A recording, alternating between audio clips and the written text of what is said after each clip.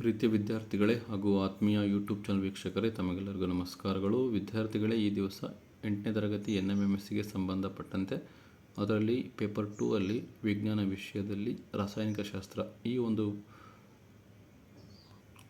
ವಿಭಾಗಕ್ಕೆ ಸಂಬಂಧಪಟ್ಟಂತೆ ಪ್ರಶ್ನೆಗಳಿದೆ. ಆ ಪ್ರಶ್ನೆಗಳಿಗೆ ಉತ್ತರವನ್ನು ಅಭ್ಯಾಸ ಮಾಡೋಣ.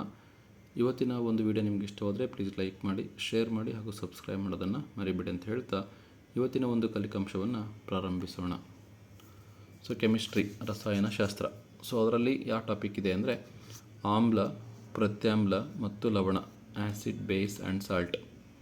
ಅಸಿಟಿಕ್ ಆಮ್ಲ ಮತ್ತು ಪೊಟ್ಯಾಷಿಯಂ ಹೈಡ್ರಾಕ್ಸೈಡ್ ಹೊಂದಿರುವ ಎರಡು ಪ್ರತ್ಯೇಕ ಪ್ರನಾಳಗಳಿಗೆ ಸಚಿನ್ ಫಿನಾಪ್ತಲಿನ್ ಸೂಚಕವನ್ನು ಸೇರಿಸಿದ್ದಾನೆ. ಪ್ರನಾಳಗಳಲ್ಲಿ ಕಾಣಿಸಿಕೊಳ್ಳಬಹುದಾದ ಬಣ್ಣಗಳು. ಅಸಿಟಿಕ್ ಆಮ್ಲ ಮತ್ತು ಪೊಟ್ಯಾಷಿಯಂ ಹೈಡ್ರಾಕ್ಸೈಡ್, ಆ್ಯಸಿಡ್ ಮತ್ತು ಬೇಸ್ ಇದೆ, ಅದಕ್ಕೆ ಎರಡು ಪ್ರತ್ಯೇಕ ಪ್ರನಾಳಗಳಿವೆ. ಅದಕ್ಕೆ ಫಿನಾಪ್ತಲಿನ್ ಸೂಚಕವನ್ನು ಸೇರಿಸಿದ್ದಾನೆ. ಪ್ರನಾಳಗಳಲ್ಲಿ ಕಾಣಿಸಿಕೊಳ್ಳಬಹುದಾದ ಬಣ್ಣಗಳು ನೀಲಿ ಮತ್ತು ಕೆಂಪು, ಹಳದಿ ಮತ್ತು ಗುಲಾಬಿ, ಗುಲಾಬಿ ಮತ್ತು ಬಣ್ಣರಹಿತ, ಬಣ್ಣರಹಿತ ಮತ್ತು ಗುಲಾಬಿ. ನಾವು ಫಿನಾಪ್ತಲಿನ್ ಹಾಕಿದಾಗ ಒಂದು ಬಣ್ಣರಹಿತ ಆಗುತ್ತೆ, ಇನ್ನೊಂದು ಗುಲಾಬಿ ಆಗುತ್ತೆ. ಆನ್ಸರು ಒಂದಕ್ಕೆ ಆಪ್ಷನ್ ಡಿ, ಬಣ್ಣರಹಿತ ಮತ್ತು ಗುಲಾಬಿ, ಕಲರ್ಲೆಸ್ ಆ್ಯಂಡ್ ಪಿಂಕ್. ಒಂದನೇ ಪ್ರಶ್ನೆಗೆ option D, colourless and pink. ಇನ್ನು ಎರಡನೇ ಪ್ರಶ್ನೆ,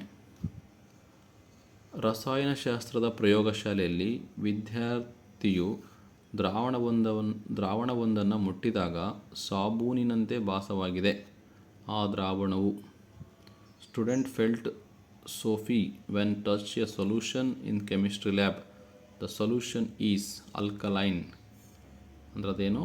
ಪ್ರತ್ಯಾಮ್ಲೀಯ.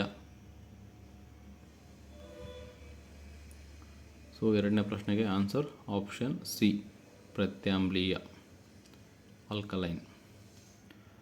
ಮೂರನೇ ಪ್ರಶ್ನೆ, ಕೇಕ್ ತಯಾರಿಸುವ ಹಿಟ್ಟಿಗೆ ವಿಭಾ ಅರಿಶಿಣ ಪುಡಿ ಮತ್ತು ಅಡಿಗೆ ಸೋಡಾ ಬೆರೆಸುತ್ತಾಳೆ. ಉಂಟಾಗುವ ಕೆಂಪು ಬಣ್ಣವು ಇದರ ಇರುವಿಕೆಯನ್ನು ಸೂಚಿಸುತ್ತದೆ.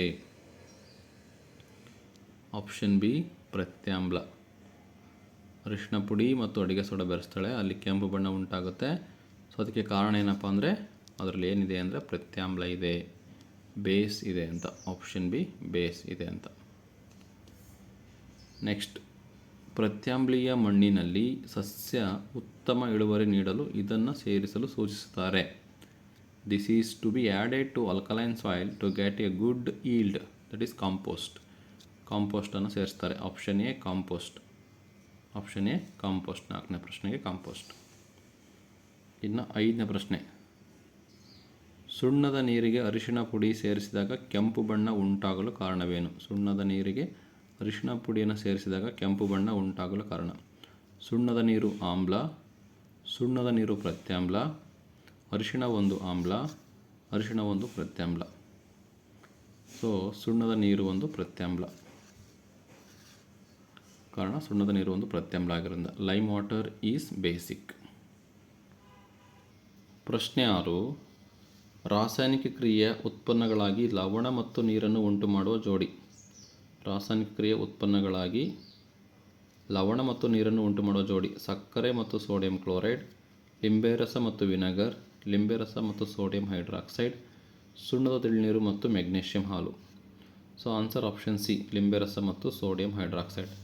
Lemon juice and sodium hydroxide is the answer for 6th question.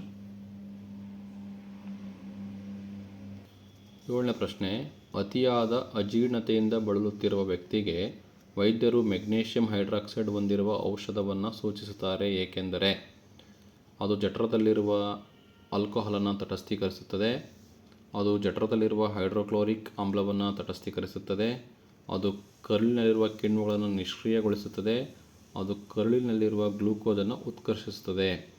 ಹೆಚ್ಚು ಅಸಿಡಿಟಿ ಆದಾಗ, ಅಜೀರ್ಣತೆ ಆದಾಗ ಆವಾಗ ಡಾಕ್ಟರ್ ಏನು ಮಾಡ್ತಾರೆ? ಮೆಗ್ನೀಷಿಯಂ ಹೈಡ್ರಾಕ್ಸೈಡನ್ನ ಕೊಡ್ತಾರೆ. ಅದಕ್ಕೆ ಕಾರಣ ಏನಪ್ಪ ಅಂದರೆ ಅದು ಜಠರದಲ್ಲಿರುವ ಹೈಡ್ರೋಕ್ಲೋರಿಕ್ ಆಮ್ಲವನ್ನು ತಟಸ್ಥೀಕರಣ ಮಾಡುತ್ತೆ. It neutralises the hydrochloric acid in the stomach. ಸ್ಟಮಕಲ್ಲಿರ್ತಕ್ಕಂಥ ಹೈಡ್ರೋಕ್ಲೋರಿಕ್ ಆ್ಯಸಿಡನ್ನು ನ್ಯೂಟ್ರಲೈಸ್, ತಟಸ್ಥ ಮಾಡುತ್ತೆ.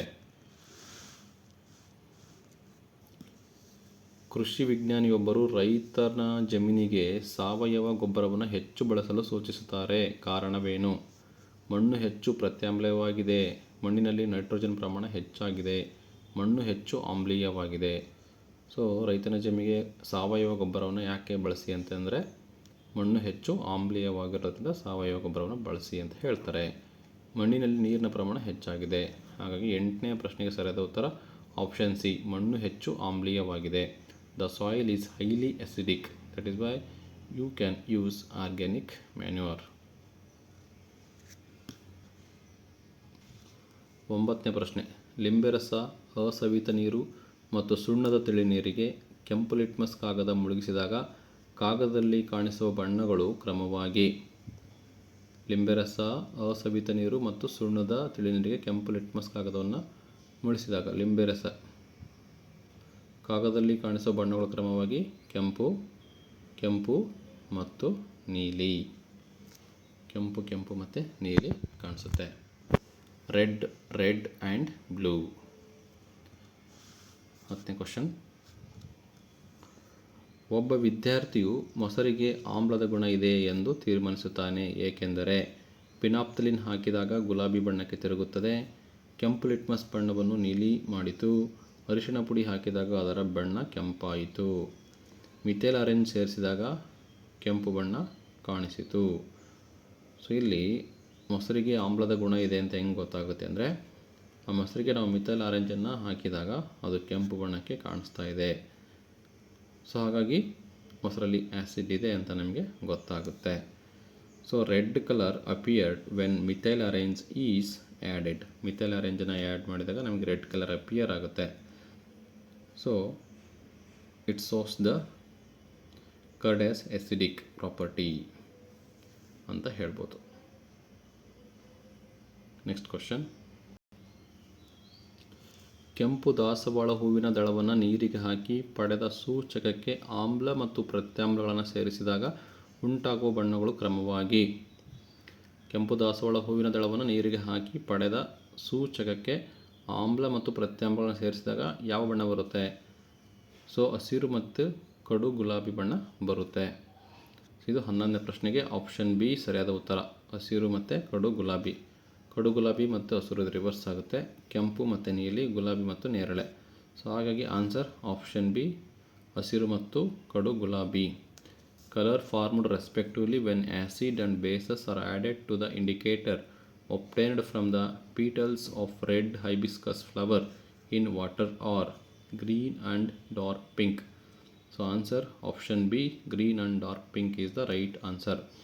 ಸೊ ಇಲ್ಲಿಗೆ ರಾಸಾಯನಿಕ ಶಾಸ್ತ್ರದಲ್ಲಿ ಆಮ್ಲ, ಪ್ರತ್ಯಾಮ್ಲ ಮತ್ತು ಲವಣಕ್ಕೆ ಸಂಬಂಧಪಟ್ಟಂತೆ ಪ್ರಶ್ನೆಗಳು ಮುಕ್ತಾಯವಾಗುತ್ತೆ.